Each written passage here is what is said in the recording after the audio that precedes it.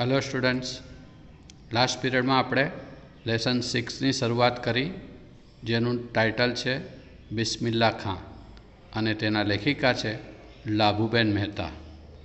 લાભુબેન મહેતાએ ઉસ્તાદ બિસ્મિલ્લા ખાંની મુલાકાત લીધી, ઇન્ટરવ્યૂ લીધું હતું.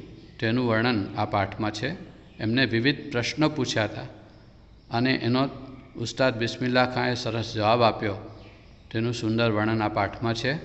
આજે આપણે પેજ નંબર 27 પર, જ્યાંથી આપણે લાસ્ટ પીરિયડમાં અટક્યા હતા ત્યાંથી આજે સ્ટાર્ટ કરીશું. લેખિકા એમને પ્રશ્ન પૂછે છે, તમારે વગાડવાનું તો હંમેશા કાર્યક્રમ માટે અને કમાવા માટે જ બનતું હશે. મનની મોજ ખાતર, એટલે કે મનના આનંદ માટે, અથવા કોઈને રાજી કરવા ખાતર, કોઈને રાજી કરવા માટે, ખાતર એટલે માટે, વગાડવાનું બને ખરું? તો એનો જવાબ આપતા બિસ્મિલ્લા ખાં કહે છે, હા, ઘણીવાર એવા પ્રસંગો બને છે. ખાલી પૈસા માટે હું વગાડતો નથી, કમાવા માટે. ઘણીવાર એવા પ્રસંગો બને છે કે કોઈવાર પાછળથી પણ એટલી મોજ અનુભવવી પડે છે, હે ને, એટલી મજા આવે છે. એક વખત કલકત્તાની એક સંસ્થાએ એના ફાળા માટે મારો કાર્યક્રમ માગ્યો હતો. એમને ફંડ કલેક્ટ કરવું હતું. ફાળો એટલે ફંડ. એક NGO હશે કલકત્તાની કોઈ, એણે ફંડ કલેક્ટ કરવા માટે મારો કાર્યક્રમ યોજ્યો હતો, આયોજન કર્યું હતું. એની પાસે મને પૈસા આપવાના નહોતા. એની પાસે મને આપવાના પૈસા જ નહોતા. એ સંસ્થા એટલી ફાઇનાન્શિયલી સાઉન્ડ નથી.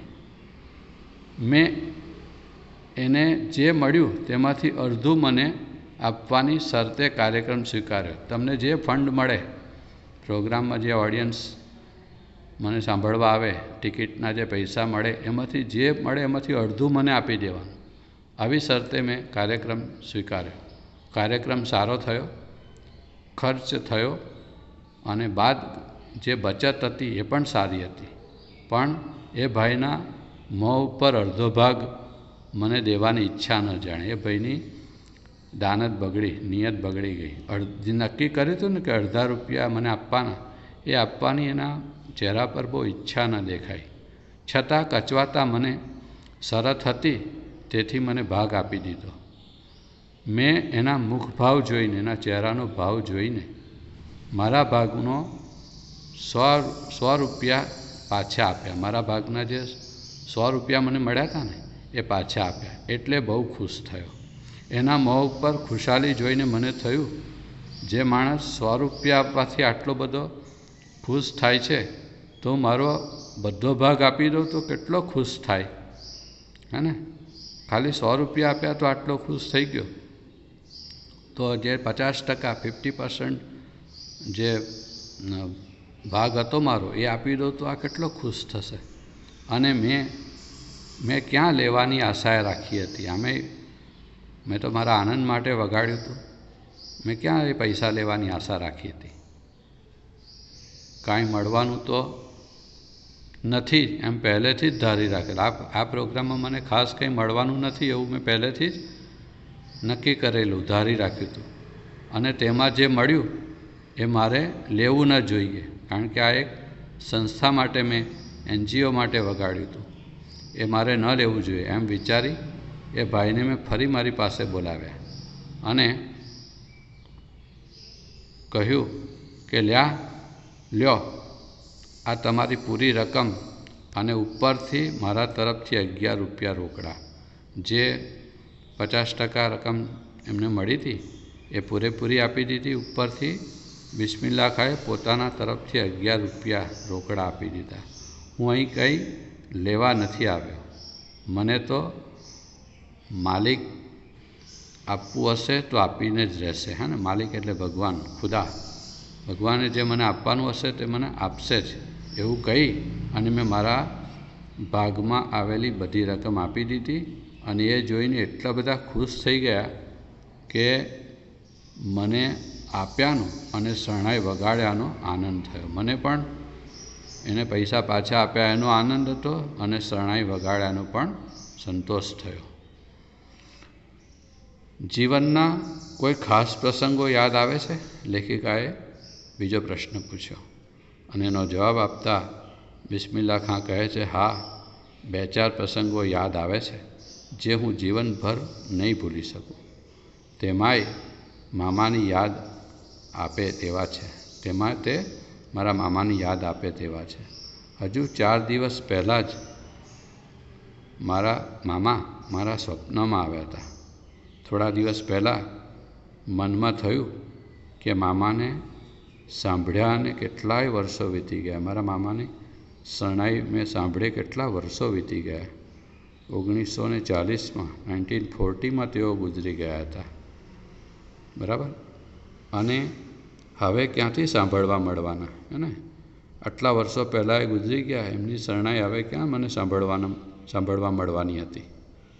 અને સ્વપ્ન આવ્યું, અને મને સ્વપ્ન આવ્યું મામાને મોટાભાઈ બંને બેઠા છે, હે ને? બિસ્મિલ્લા ખાને એવું સપનું આવ્યું કે મારા મામા અને મારા મોટાભાઈ બંને બેઠા છે. હું શરણાઈ બજાવું છું પણ સારી બસતી નથી, સરસ વગાડાઈ શકતી નથી મારાથી. હું શરણાઈ વગાડવા બેઠો છું મારા મામા સામે, પણ બરાબર વાગતી નથી મારાથી. પછી મામા બજાવે છે અને હું ખુશ થઈ જાઉં છું. આ તો સ્વપ્નની વાત થઈ, પણ સાચો પ્રસંગ કહું. જ્યારે હું 15 વર્ષનો થયો ત્યારે સારું વગાડતા શીખી ગયેલો. અને ઉસ્તાદ બિસ્મિલ્લા ખાં જ્યારે 15 યર્સના હતા, 15 જ વર્ષના હતા, ત્યારે ખૂબ સારી શરણાઈ વગાડતા એ શીખી ગયા હતા. લોકો મારી પ્રશંસા કરતા, લોકો મારા વખાણ કરતા, પણ મામા હંમેશા મને ટોક્યા કરતા. પણ મારા મામા હંમેશા મારી ભૂલ કાઢ્યા કરતા હતા. આવું નહીં, આવું વગાડ, બરાબર હજુ નથી વાગતું, એમ સતત મને ટોક્યા કરતા હતા. તેઓ કહેતા કે સૂર વચ્ચે સૂર રહી જાય છે અને તું એની આજુબાજુ જ ફર્યા કરે છે. જે સૂર વગાડવાનો હોય એ સૂર તું ચૂકી જાય છે અને એની આજુબાજુ જ ફર્યા કરે છે. તું સૂરમાં દાખલ થતો નથી, તું એ સ્વરમાં એન્ટર નથી થતો, બરાબર મન દઈને વગાડતો નથી. એમના આવા વલણથી મને માઠું લાગતું. એમના આ એટીટ્યૂડથી, વલણ એટલે એટીટ્યૂડ, મને ખોટું લાગતું. માઠું લાગવું એટલે ખોટું લાગવું, ખરાબ લાગતું હતું. મનમાં થતું કે જાણી કરીને મામા મને પાછો પાડવા માટે આવી ટીકાઓ કર્યા કરે. જાણી જોઈને મારા મામા મને, હું પાછળ પડી જાઉં, હું બરાબર વગાડું છું તોય મારી ભૂલો કાઢ્યા કરે છે, જાણી જોઈને મારી ટીકા કર્યા કરે છે, એવું મને લાગતું. મને સારું વગાડતા આવડે છે એટલે મારો ઉત્સાહ ઉમંગ ભંગ કરવાની આ કોશિશ છે, એવું મને લાગ્યું. એમની નેમ છે, હું સારું વગાડું છું ને તો મારો ઉત્સાહ વધારવાને બદલે મારો ઉત્સાહ એ ભંગ કરી દે છે, તોડી નાખે છે ઉત્સાહને. અને એવું જ જાણે એમને નેમ છે. નેમ એટલે એમની જાણે એવો નિયમ લીધો હોય એવું લાગે છે. નેમ એટલે નિયમ. મારા આવા વિચારને મામાને ખ્યાલ આવી ગયો. મામા બહુ સમજદાર હતા. તરત જ મારા મનના જે વિચારો છે એનો ખ્યાલ આવી ગયો. એમને થયું કે છોકરાને મદ આવી ગયો છે, છોકરાને થોડો અહંકાર આવી ગયો છે. મદ એટલે આમ નશો ચડી ગયો છે કે હું બહુ સરસ વગાડું છું. અને એમણે મને કાંઈ કહ્યું નહીં. એક દિવસ રાત્રે કશું જ ના બોલ્યા મામા, ચૂપચાપ બેસી રહ્યા. એક દિવસ રાત્રે હું રાગ તિલક કામોદ વગાડતો હતો. તિલક કામોદ એક શાસ્ત્રીય સંગીતનો બહુ જાણીતો રાગ છે. એ રાગ વગાડતો હતો. મારા મનથી હું ઉત્તમ રીતે વગાડતો હતો. મને લાગ્યું કે હું બહુ સરસ વગાડું છું. મામાએ મારા બજાવવાનો ભેદ મને સમજાવવા બાજુના ઓરડામાં બેસીને એ જ રાગ વગાડવા માંડ્યો. હે ને? મામા પણ બહુ સમજદાર હતા, કશું જ ના કહ્યું એમને. અને ઉસ્તાદ બિસ્મિલ્લા ખાં જે રાગ વગાડતા હતા, તિલક કામોદ રાગ, એ જ રાગ બીજા રૂમમાં બેસીને એમના મામા વગાડવા લાગ્યા. અને એ રાગ સાંભળતા જ મારો મદ ઉતરી ગયો. જ્યારે મામાને સાંભળ્યા ને ત્યારે મારો જે નશો હતો, મારું જે અભિમાન હતું એ એકદમ ઉતરી ગયું.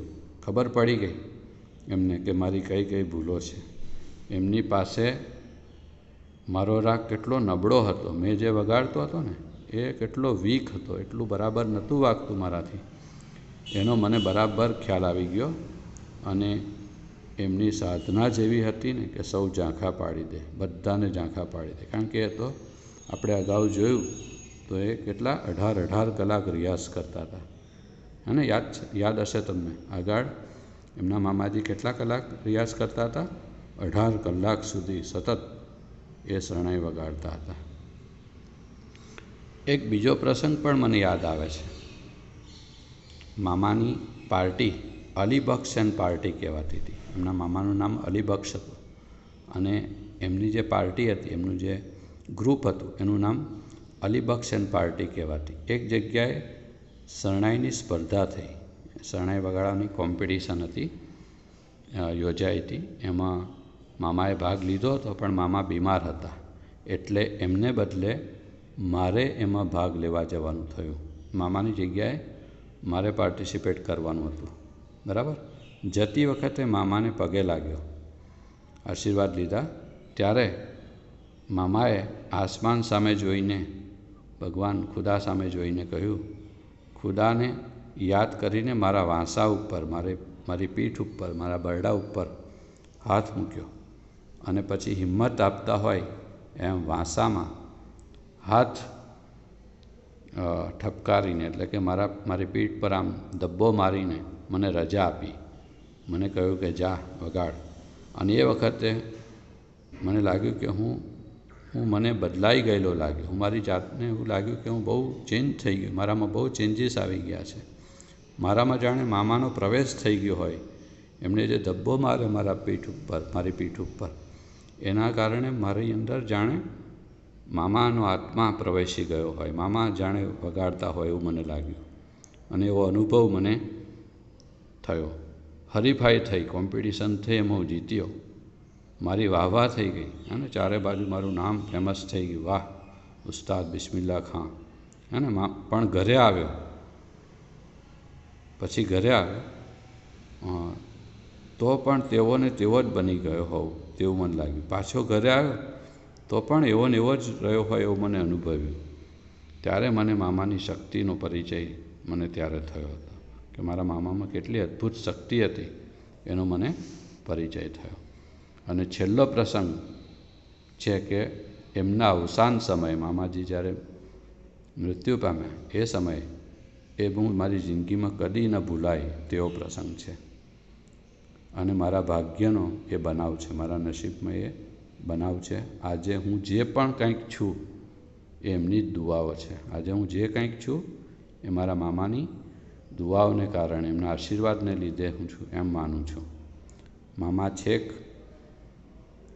સુધી સાજા જ રહ્યા, સારા હતા. મામાને કોઈ તકલીફ નથી, મૃત્યુ સુધી બિલકુલ હેલ્ધી હતા, સારા જ હતા. એક દિવસ અચાનક બપોરે 4 વાગે તબિયત ખરાબ થઈ ગઈ અને રાત્રે 10 વાગે વધુ ખરાબ થઈ ગઈ.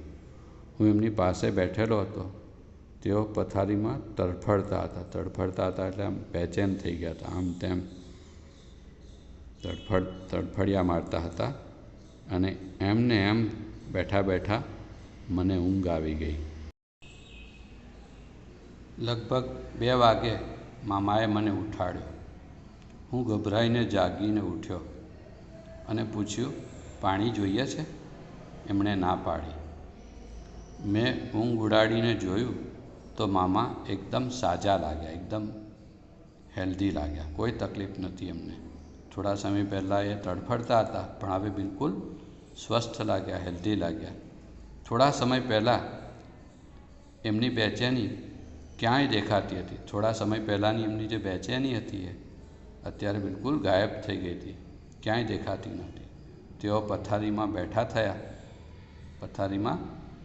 થયા ને આસમાનમાં જોઈને કંઈક બોલવા લાગ્યા, આકાશ તરફ જોઈને કંઈક બોલવા લાગ્યા અને મને પોતાની પાસે લીધો, ખૂબ ભેટ્યા, હે ને, મને ગળે લગાવ્યો અને મને ગળે લગાવીને ખૂબ હેત કર્યું, બહુ પ્રેમ મને કર્યો. મારા માથા પર હાથ ફેરવ્યો, બરાબર, અને પછી કહે જાઓ ખુશ રહો, અને સૂઈ ગયા. અને સવારે 7 વાગે એમણે પોતાનો દેહ છોડ્યો, તેમનું મૃત્યુ થયું. અને આ છેલ્લું હેત અને છેલ્લી એમની દુઆ આજની મારી કંઈ પણ નામના એ એમની દુઆઓને આધારે છે. આજે જે કંઈક છું, જે કંઈક નામ હું કમાવ્યો છું, હું પ્રસિદ્ધ થયો છું, એ એમની દુઆઓને કારણે જ છે. લેખિકા આગળ પ્રશ્ન પૂછે છે, કોઈ ચમત્કારનો અનુભવ થયો છે તમને? હા. બિસ્મિલ્લા ખાં કહે છે, હા, 1-2 પ્રસંગો છે એવા. જો કે મામાએ એ વાત કોઈને ન કહેવાનું કહેલું છે. મારા મામાએ મને એવું કહ્યું છે કે આ વાત તારે કોઈને કહેવાની નહીં, પરંતુ મારાથી ક્યાંક કહેવાઈ જવાય છે. મારાથી આવું તમારા જેવું કોઈ પૂછે ત્યારે મારાથી એ વાત કહી દેવાય છે. હું હંમેશા રિયાઝ સાંજે કરતો. હું ઓલવેઝ સાંજના સમયે રિયાઝ કરતો. રિયાઝ કરવાનું મને બાલાજીના મંદિરમાં બહુ ફાવતું. જો મુસલમાન કલાકાર હોવા છતાં કાશીનું સુપ્રસિદ્ધ બાલાજી મંદિર, ત્યાં બેસીને રિયાઝ કરતા હતા. કલાકાર માટે ધર્મ એ બહુ જ સામાન્ય વસ્તુ છે. ધર્મનું અંતર, ધર્મની દિવાલ વચ્ચે ક્યાંય આવતી નથી. એ વાત અહીંયા સાબિત થાય છે, હે ને? એટલે મને બાલાજીના મંદિરમાં બેસીને રિયાઝ કરવાનું બહુ ફાવતું. એક બાજુ ગંગા નદી વહી જતી હોય, બીજી બાજુ મંદિર હોય, વચ્ચે નગાડખાનું હોય. નગાડખાનું એટલે ત્યાં બેસીને શરણાઈ વગાડવાની જગ્યા, ત્યાં નગાડું વાગતું હોય, અને એના પર બેસીને રાત્રે રિયાઝ કરવામાં કંઈ ઓર લહેજત આવતી હોય છે, હે ને? કંઈક મજા ઓર જ આવે. લહેજત એટલે મજા, આનંદ. રિયાઝ સાંજના 7થી 11 સુધી કરતો. સાંજના 7થી રાતના 11 વાગ્યા સુધી. અને પછી વહેલી પરોઢે એટલે વહેલી સવારે 3થી 4 વાગ્યા સુધીમાં 1 કલાક બીજો રિયાઝ કરતો. પરોઢીએ રિયાઝ કર્યા પછી, વહેલી સવારે રિયાઝ કર્યા પછી નમાજ વગેરે પડતો, અને એમાં સાંજના 7થી 11 સુધીનો રિયાઝ તો ખરી થતી. એક ચિત્તે થઈને ખૂબ મહેનત કરવાનું ત્યારે ગમતું, અને એનું ફળ પણ સારું મળતું. આપણે કોઈ પણ કામ એક ચિત્તથી કરીએ, એકાગ્રતાથી, કોન્સન્ટ્રેશન સાથે ખૂબ મહેનત કરીએ, ત્યારે એ કામ આપણને કરવાનું પણ ગમે છે, અને એનું ફળ પણ સરસ મળે છે. એનું રિઝલ્ટ પણ ખૂબ સારું મળે છે. એક દિવસે એવી રાત્રે યમન કલ્યાણ રાગ વગાડતો હતો. રાગ યમન, એનો જ એક પ્રકાર છે યમન કલ્યાણ. બહુ જ શાસ્ત્રીય સંગીતનો બહુ જ લોકપ્રિય રાગ છે. આ રાગ ઉપરથી ઘણા હિન્દી મૂવીઝના ગાયનો પણ છે, બરાબર? આ રાગ પર આધારિત, બરાબર? એ યમન કલ્યાણ રાગ જ્યારે વગાડતો હતો ત્યારે ક્યાંકથી સુગંધ આવવા લાગી. ધીમે ધીમે મગજ તર થઈ જાય, એટલે કે આપણે આનંદમાં ડૂબી જઈએ. મગજ તર થઈ જવું એટલે આપણને જગ્યાનું ભાન ન રહે. એટલા બધા એ સુગંધના વાતાવરણમાં આપણે ખોવાઈ જઈએ, હે ને? એવી સુવાસથી આખું વાતાવરણ ભરાઈ ગયું. સુગંધ ક્યાંથી આવે છે અને શું છે તે જોવામાં સાજ છોડીને ઊભો થયો. સાજ એટલે જે સાધન, અને શરણાઈ વગાડતા હતા એમનું શરણાઈ છોડીને ઊભો થયો કે સુગંધ કઈ દિશામાંથી આવે છે, કઈ બાજુથી આવે છે. આજુબાજુ જોતા મંદિરના દરવાજા પાસે એક બુઢો માણસ દેખાયો. એક ઘરડો માણસ મને દેખાયો. જોતા ડરી જવાય તેવો, અને એને જોઈએ ને તો આપણને ડર લાગે એવો ઊંચો ફકીર જેવો લાગતો હતો. શરીરે માત્ર લુંગી પહેરી હતી. હાથમાં એક લાકડી હતી.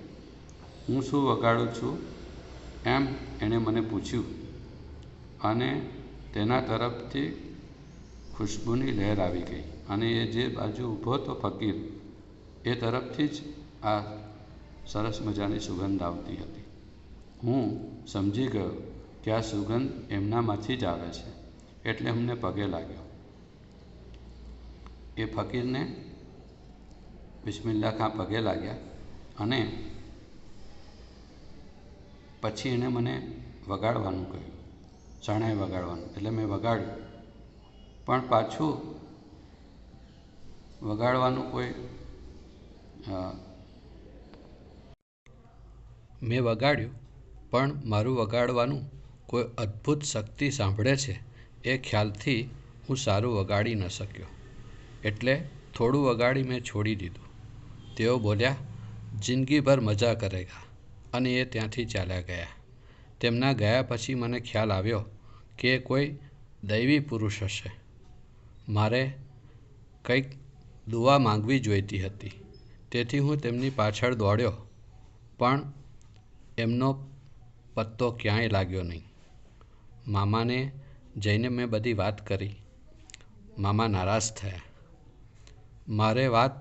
મારે એ વાત એમને પણ ન કરવી જોઈએ.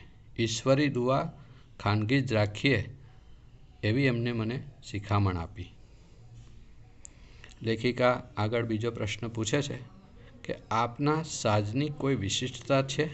સાજ એટલે આપની આ શરણાઈ, આપનું જે આ વાદ્ય છે, ઇન્સ્ટ્રુમેન્ટ છે, એની કોઈ ખાસ વાત છે? વિશિષ્ટતા એટલે સ્પેશિયાલિટી. તો એનો જવાબ આપતા બિસ્મિલ્લા ખાં કહે છે, હા, મારું સાજ હું જાતે જ બનાવું છું અને જીવની જેમ એને જાળવું છું. એટલે એની બહુ જ મારા જીવની જેમ કાળજી લઉં છું, કેર કરું છું. અમારામાં રસમ પણ એવી હોય છે કે એકબીજાનું સાજ વાપરે નહીં. અમારામાં એવો રિવાજ છે કે એકબીજાનું વાદ્ય કોઈ વગાડે નહીં. હું મારું સાગના લાકડામાંથી બનાવું છું. મારું આ ઇન્સ્ટ્રુમેન્ટ સાગના લાકડામાંથી બનાવું છું, કારણ કે એના સૂર રસદાર હોય છે. એના જે સૂર નીકળે છે એ બહુ જ ક્લિયર, એકદમ રસ ભરેલા સૂર નીકળે છે એમાંથી.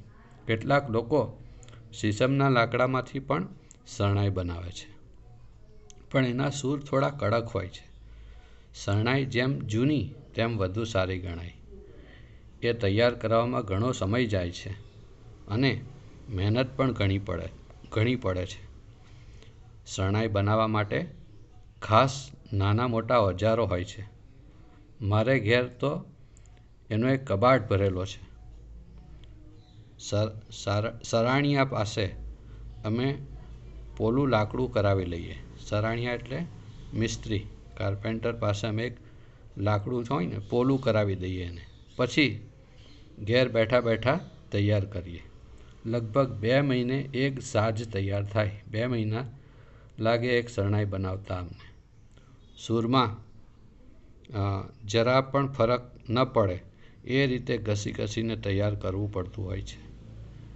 એની વચ્ચે મૂકવાની રીડ મેળવવાની બહુ જ મુશ્કેલી છે. વચ્ચે જે રીડ મૂકવી પડે, જે લાકડાનો નાનો ટુકડો મૂકવાનો હોય છે, એ મૂકવામાં ખૂબ મુશ્કેલી પડે છે.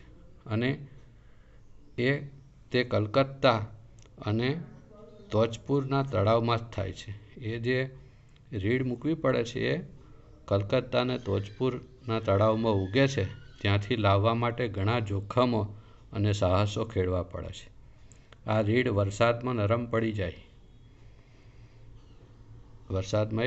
પડી જાય છે, એટલે એની સારવાર ઘણી કરવી પડે, એની બહુ જ કેર લેવી પડે.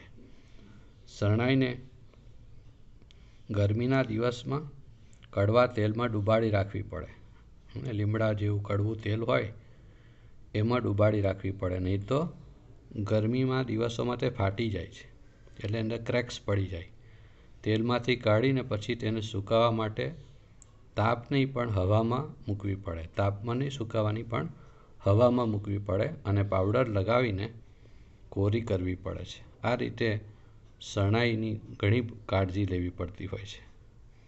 લેખિકા બીજો સવાલ પૂછે છે, એમના વતન અને જન્મસ્થળ વિશેની માહિતી પૂછતા જે જવાબ મળ્યા તે આ રહ્યા. એટલે લેખિકા એમને પૂછ્યું કે તમારું વતન કયું, તમારું બર્થ પ્લેસ કયું. એવું પૂછ્યું તો એનો જવાબ ઉસ્તાદ બિસ્મિલ્લા ખાએ આપ્યો હતો. કહેતા હતા કે અમે મૂળ પંજાબના હતા, પણ છેલ્લા 250 વર્ષથી 250 વર્ષથી બનારસમાં જ રહીએ છીએ, બનારસમાં વસીએ છીએ. પિતાનું નામ પૈગંબર બક્ષ છે. તેઓ અત્યારે 75 વર્ષના છે, પણ તેમના દાંત તદ્દન સાબુત છે, એટલે કે એમના બધા દાંત સલામત છે. સાબુત એટલે સલામત છે. બધા દાંત 32 દાંત સહી સલામત છે. રોજ સવારે કાચા ચણાને ગોળ ખાય છે. કાચા ચણાને ગોળ ખાવાથી દાંત મજબૂત બને છે. લોઢું સીધું કરી શકે, લોખંડ પણ વાંકું વળ્યું હોય અને સીધું કરી શકે એટલી મજબૂતાઈ દાંતની છે. અને 2 માઇલ ચાલે છે. દરરોજ 2 માઇલ તેઓ ચાલે છે. આંખો પણ જરાય નબળી નથી. એમની આંખો પણ એકદમ હેલ્ધી છે, પાવરફુલ છે. ચશ્મા નથી આવ્યા. બીજો પ્રશ્ન પૂછે છે, આમ જનતાની સામે સૌથી પહેલો કાર્યક્રમ આપે ક્યારે આપ્યો હતો? આમ જનતા એટલે લોકોમાં, ઓડિયન્સમાં, સ્ટેજ પ્રોગ્રામ સૌથી પહેલાં તમે ક્યારે આપ્યો હતો? તેનો જવાબ આપતા બિસ્મિલ્લા ખાન કહે છે કે દરબારમાં વગાડવાનું તો નાનપણથી જ બનતું હતું. રાજાના દરબારમાં તો હું નાનપણથી જ વગાડતો હતો. નાના સાથે દરભંગાના દરબારમાં વગાડતો હતો. દરભંગા બિહારનું એક રાજ્ય છે, જે આજે બિહારમાં છે દરભંગા. ત્યાંના દરબારમાં વગાડવા જતો, પણ લોકો સામે વગાડવાનું સૌપ્રથમ 1930માં અલ્હાબાદના સંગીત પરિષદમાં ભરાઈ ત્યારે બન્યું હતું. ઓડિયન્સ સામે વગાડવાનું પહેલીવાર 1930માં અલ્હાબાદમાં મ્યુઝિક કોન્ફરન્સ થયેલી, સંગીત પરિષદ થઈ, તેમાં વગાડવાનું બન્યું. અને તે વખતે હું 16 વર્ષનો હતો. તે વખતનું દ્રશ્ય આજે પણ મને બરાબર યાદ છે. બંને મામા બેઠેલા અને હું વચ્ચે બેઠો હતો. મારા બંને મામા આજુબાજુ હતા અને હું વચ્ચે બેઠો, અને મેં કેદાર બજાવેલો, કેદાર રાગ વગાડ્યો હતો. પ્રથમથી જ લોકો સામે આવ્યો. પહેલી જ વાર મેં લોકો સામે વગાડ્યું અને પ્રથમ ચંદ્રક મેળવ્યો. સૌથી પહેલો મને મેડલ મળ્યો. ત્યાર પછી 1934માં લખનઉમાં જે પરિષદ ભરાઈ તેમાં મને બીજો ચંદ્રક મળ્યો, બીજો એવોર્ડ મળ્યો, મેડલ મળ્યો. 1936-37માં કલકત્તામાં 3 ચંદ્રકો મળ્યા. 1936 અને 37માં કલકત્તામાં જે સંગીત પરિષદ થઈ એની અંદર ટોટલ 3 મેડલ્સ મળ્યા. 1938ની એપ્રિલની 16મી તારીખે લખનઉ રેડિયોમાં સૌપ્રથમ વાર બજાવવા ગયો હતો. રેડિયો સ્ટેશન પર સૌથી પહેલી વાર પ્રોગ્રામ આપ્યો 16 એપ્રિલ 1938માં લખનઉ ખાતે. બરાબર, સૌ પ્રથમ વાર રેડિયો સ્ટેશન પર શરણાઈ વાદન કર્યું. 1956માં 1956માં રાષ્ટ્રપતિનો ચંદ્રક મળ્યો, રાષ્ટ્રપતિનો એવોર્ડ મળ્યો. ચંદ્રકો રાજા મહારાજા તરફથી શાલ, પોશાકો, સોનાના ગંઠા, કડા, ઘણું બધું મળ્યું છે. પણ મળ્યું કે એ મોટી પેટી ભરાઈ જાય. એટલા બધા એવોર્ડ્સ અને ભેટ મળી છે, વસ્તુઓ મળી છે કે મોટી પેટી ભરાઈ જાય. પણ બધું સાચવીને મૂક્યું છે. મુંબઈ સૌથી પહેલાં 1942માં આવેલો, અને ત્યાર પછી તો અવારનવાર આવવાનું બને છે. બરાબર, આ રીતે આખો આ પાઠ અહીંયા એક મુલાકાત, એક ઇન્ટરવ્યૂના ફોર્મમાં લેખિકાએ ખૂબ સુંદર પ્રશ્નો પૂછ્યા અને એનો ખૂબ વિસ્તૃત રીતે જવાબો આપ્યા છે ઉસ્તાદ બિસ્મિલ્લા ખાંએ. કલા અને કલાકાર પુસ્તકમાંથી આ પાઠ લેવામાં આવ્યો છે. આશા રાખું છું કે તમે આ પાઠ ખૂબ સરસ રીતે સમજ્યા હશો. થોડાક શબ્દાર્થ છે અને સ્વાધ્યાયના પ્રશ્નોત્તર આપ સૌ CWમાં સરસ રીતે લખશો. Thank you so much.